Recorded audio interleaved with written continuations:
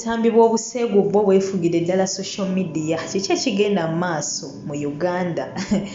abamu bagamba ezo diversions naye nga mbaaniriza nnyo yonna gye musinzira okubeera ng'ate mumpuliriza bassebo ne bannyabo mbasizaamu ddala ekitiibwa era mbagamba nti kyemukola kyamaanyi nnyo okubeera nga mumpuliriza bambi gwa mpuliriza omulundi gw'okusooka kyegenda okusaba kimu subscribing ateekako akadde wane n'ofunirawo amawulire gonna agagenda mu maaso mu ggwanga lyattu Uganda n'amawanga agatwetoolodde ku ba celebrities bo bonna bayimbi ba comedians ba politicians gonna amawulire ogenda mu maaso n'okubeera ng'ate okolaki ogafuna butereevu omuweereza wo yenza omumbeja Aisha Nassolo era nga mu butuufu leero kanjogere kati ku bunene obutambi bw'obuseego obugenda mu maaso n'okubeera ng'ate busaasaana ku buli social media platform kw'otuuka basharinzeeko bino ebifaananyi basharinzeeko biri kwegamba tubadde twakabivaamu ate babituzizzaamu bino bya Ras ate bino bya Diana Nabatanzi ate simanga ono Spice Diana ate lwakuba nti Spice Diana teyali yeye kyekyamazima ne Diana Nabatanzi teyali yeye lwakuba abamu tetwabategeerawo okugeza nga Johnny Black Ras kwegamba bingi nnyo bingi ddala wabula ate essaawa eno ekiri ku mimwa gy'abantu ke katambi ate k'omukulu ono Fik Family kadde tekannafuluma naye tebba ebifaananyi bitambula era yafulumiza ebifaananyi ebyo yataddeko kanooti n'agamba nti vidiyo eloadinga kwegamba vidiyo essaawa yonna akolaki agifulumya tetwakomye okwo ate n'omukyala naye Judith Hard naye ebibye ate ne biyingirawo olunaku olwaleero wabula nga tutandike n'omukulu ono Fik Family ffenna tumumanyi bulungi oyo omukulu muyimbi munnange ebifaananyi ennaku zino bitambula era nga bigamba nti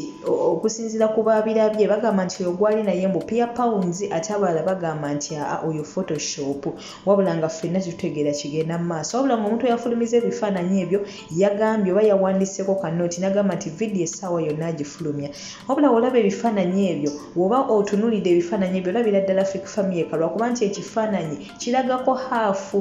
tomulaba yenna face olaba waneeno ngenda naye olaba ekifaananyi ekyo tekiggwaayo kyonna so kati abantu abamu bagamba nedda oyo si Fik Family kalabika oyo omuntu amufaanana bufaananyi nga just yagala kola ki kwonoona linnya lya Fik Family abamu bagamba nti yeye wabula nga kyonna kyekiri tetumanyi kikigenda mu maaso wabula nga ye yafulumiza ebifaananyi nga bwe nkugambye agamba nti vidiyo essaawa yonna akola ki agita tetwakomye okwo twabadde tukyali awo ate n'omukyalo ono Judith Hard naye n'avayo ate wali ku Facebook page ye naye bw'atyo n'awandiika n'apostinga n'agamba bannange waliwo omuntu eyahakinze Twitter yange era bw'atyo yagenze maaso n'okubeera ng'akola ki apostingayo ebifaananyi byange eby'obuseegu era bambi bw'atyo ne yeetonda olw'ensonga nti guno mulundi gwakubiri ng'ekyo kikolebwa nga bafulumya ebifaananyi bye ate ebyaki ebyobuseegu so bannange byebyo bigenda mu maaso naye nze kyengenda okusaba gwe wenna muganda nga mpuliriza nze sigenda kunenya bantu bano be bafulumiza butambi bwabwe bwa buseegu nedda wenyinza obbanenyeza wamu ti senga oli aba akutte kamera naawe n'omukkiriza n'akwata ebyo byonna byonna bye mukola nga naawe okimanyiiko ensonga endala lwaki sigenda kunenya bantu bano nti abantu abamu bakikola tebamanyi without their consent n'ogenda n'oli mu nsonga z'omukwano naye ng'alina we yataddeka kamera w'otamanyi wemumaliriza n'akajjawo ye ne yeeyongerayo nga yagala okwonoonera erinnya so ebyo babikola nnyo ba celebrities so ba celebrities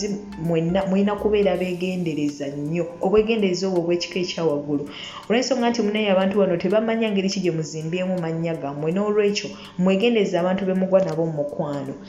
oli ayinza ogwa naawe mukwano naye ng'alina just byakubalako gwe ate munnaye n'otamanya nakkuba omukwano omuyitirivu ennyo naye ng'akyalina byakola ki byabala so olina okubeera omwegendereza ennyo oli waaba akulaga nti akwagala nnyo naye byemukoze ayagala bikwate katambi n'okitegeera bigaane tobikkiriza wabikwata nga totegedde naye n'okizuula nti yabikutte bidiriitinga wekiba kisoboka n'okumukyawa omukyayi kuba ojja kumanya nti omuntu oyo tategeera ye muntu y'omu agenda okukeera ku makya kuswazi todda ku ebyo nti muli mukwano biki tulabye abantu bangi nnyo leero wiiki eno bali mukwano muyitirivu wiiki eddako ne baawukana so mwawukana n'oyo omuntu ng'alina ebifaananyi by'oba obutambi bw'oba obuseegu ki ky'osuubira unless otherwise ng'ategeera nnyo naye waba tategeera agenda bikwata akuswaze ayonoone erinnya lyo ly'omaze ebbanga ng'okola ki ng'olizimba so nze sigenda kunenya abantu bano bebafulumiza obutambi bwabwe bwa buseegu olw'ensonga nti abamu bambi babakwata ku butambi obwo nga tebamanyi yadde n'akatono yadde ate abalala bakikola bombi nga bali mukwano omuyitirivu ennyo ne batamanya bijja kola ki bijja kuvaamu wabula nga all in all abafulumya obutambi buno mutusaasire social media zino zibeerako abaana abatate n'abantu abakulu, so abaana abo abato mu basaasire bye balaba tebasanye kubeera nga bakola ki babiraba. Naye nga sigenda kubeera nga ate nsukkawo wano okuggyako bambi okwongera okusaba